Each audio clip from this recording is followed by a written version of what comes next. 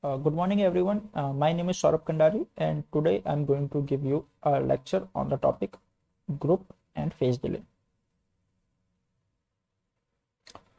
So, whenever a signal is transmitted through a dispersive system or a frequency selective system, such as a communication channel, some delay is introduced into the output signal in relation to the input signal.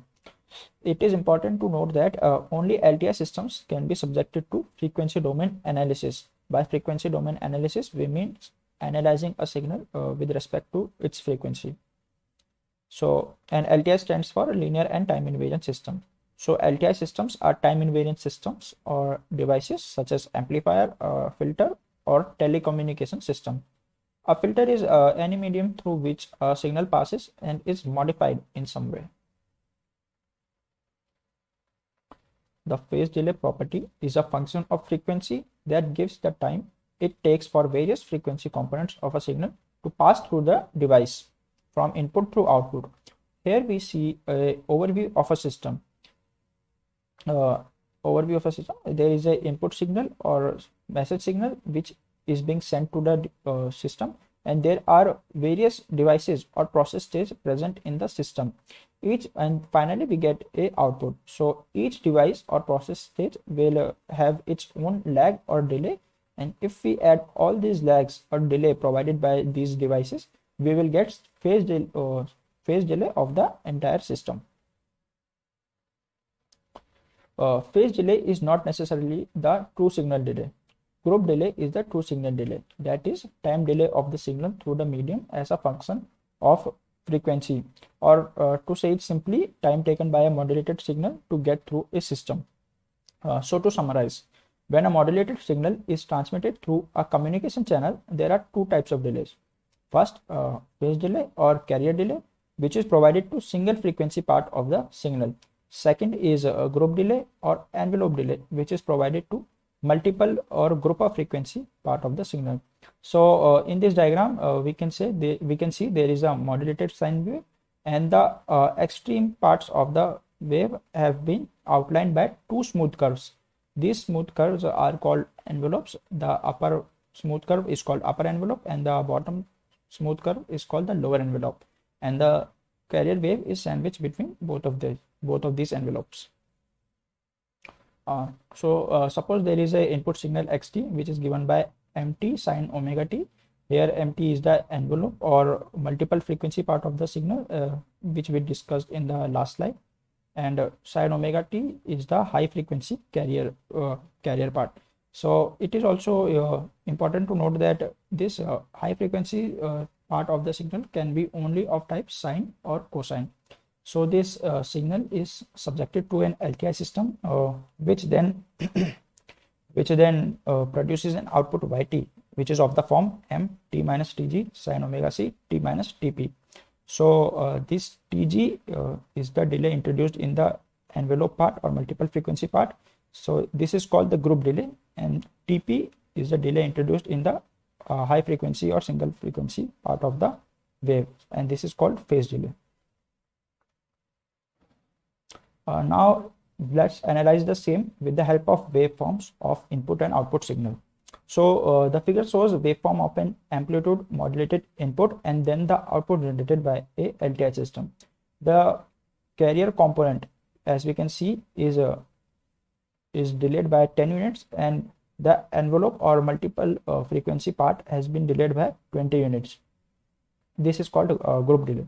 So it is very important to note that if this group delay is not constant, if it varies at different places, there will be a distortion in the output signal. The group delay is represented by tau g, and it is given by minus d phi by d omega, whereas the phase delay is represented by tau p and is calculated by minus phi by omega c. Now let us analyze the previous formulas for linear phase systems. So for linear phase, so suppose there is an LTI system, we give a input xt. Let us assume this is a single frequency component, so the output will be of the form x t minus tp or td. This is the phase delay. So if we do Fourier transform on this, we will get y j omega equals to e times minus j omega td x j omega. And if we compare this to the frequency response, we will get h j omega, which is transfer function, equals to e to the power minus j omega td. As we can see, this is in polar form, so we can divide this into magnitude and then argument. So the magnitude is, as we can clearly see, is 1, and the argument or angle of h j omega is minus omega times td. So if we plot this by comparing it to y equal to mx plus c, we will get a straight line. Since the value of c is 0 here, there is no c, so the line will pass through the origin and the slope will be equal to minus td. So here it is, td or time delay or phase delay will be equal to angle of h j omega by minus omega, as we can see from this equation. Now let's do the same for multiple frequency component. We send input xt to an LTI system. The output yt is generated of the form xt minus tg. So again we compare the Fourier transformation with the frequency response. We will get transfer function equals to e to the power minus j omega tg, and since this is in polar form, we can divide it into magnitude and argument. Magnitude is again 1, and the argument or angle of h j omega is minus omega times tg. So again we can plot this h angle as h j omega versus omega graph. Then we will get a straight line again with intercepts c equals to 0, so it will again pass through the origin, and the slope will be minus tg. So previously this was for a single frequency component, so it will have only one frequency. Suppose the frequency is something like omega c. So for omega c, the phase delay will be given by at angle at j omega c by minus omega c at that point. So but now this is a multiple frequency component, so there will be not one but multiple frequencies. Suppose there is first frequency omega 1, there is another frequency omega 2. So to calculate group delay for them, we will use this formula, minus d derivative of angle h omega with respect to omega. So as we can see, both these graphs are same, the previous one and this one, and so these will give the same value, phase delay and group delay. So we can say that for linear phase, the group delay and the phase delay are equal. But if the phase was not linear, there will be some additional value here. This will not be equal to only this, there will be some other value. Then this derivative will give some different value. So if the phase is not linear, then the group delay and phase delay will be different. So what is the significance of group delay? So we have established that group delay is the true signal delay when a modulated signal is transmitted through a communication channel. So a question arises, what is the practical use of group delay?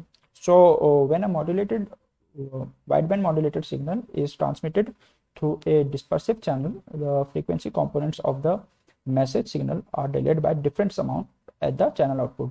So as a result, message signal experiences a form of linear distortion, which is also known as delay distortion. This delay distortion is extremely harmful to wideband data transmission over, for example, say a telephone channel. So to construct a good version of original message signal, we have to use a delay equalizer. So the equalizer is designed in such a way that when it is connected in cascade with the channel, the group delay is constant. So the group delay function that we get offer insight to the problem of signal reconstruction. With the help of group delay function, we can find methods for reconstructing signal from partial information such as spectral, magnitude, or phase. So that was it. Thank you everyone for tuning in.